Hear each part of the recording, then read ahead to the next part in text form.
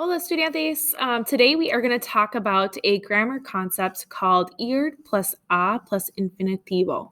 So basically, what we're going to talk about today is how would you communicate plans that are going to happen, things that you are going to do.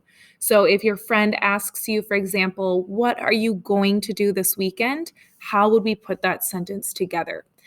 To start, though, let's take time and review the verb ir. It is the verb ir, not the ir ending of a verb. So kind of just think back. We know that the verb ir means to go. Let's add that here. So the verb ir means to go. And when we conjugate the verb, you've learned this before, but the yo form is voy. The to form is vas. Él, ella, usted. We have va. Nosotros is vamos. And vosotros is vais. And then ellos, ellas, ustedes van.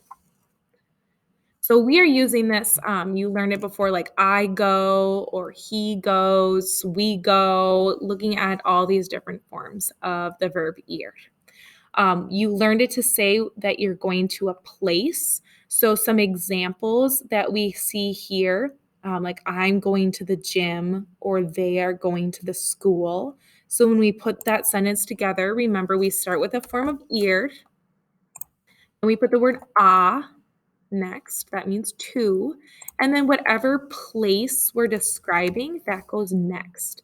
So for example, voy al gimnasio, I'm going to the gym, or ellos van a la escuela, they are going to the school.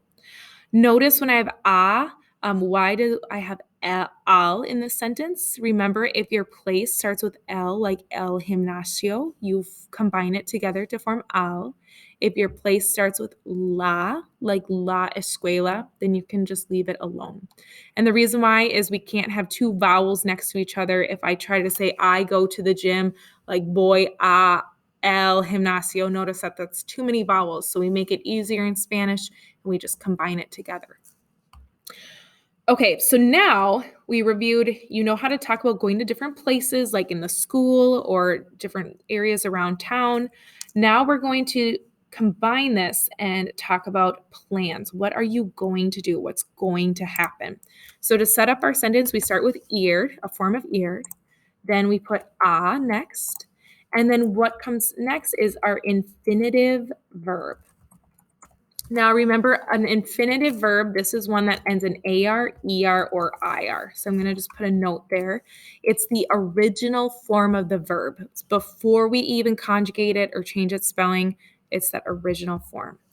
So let's look at a couple examples. What if I want to say, somebody asks me, what are you going to do this weekend? And I say, I am going to sleep. What would I say? I start with my form of ir. So if I'm talking about myself, yo voy, or we could just start with voy, either one, voy, and then what comes next is a, and then to sleep, dormir. Now notice I did not change my verb ending. I did not make any spelling changes here.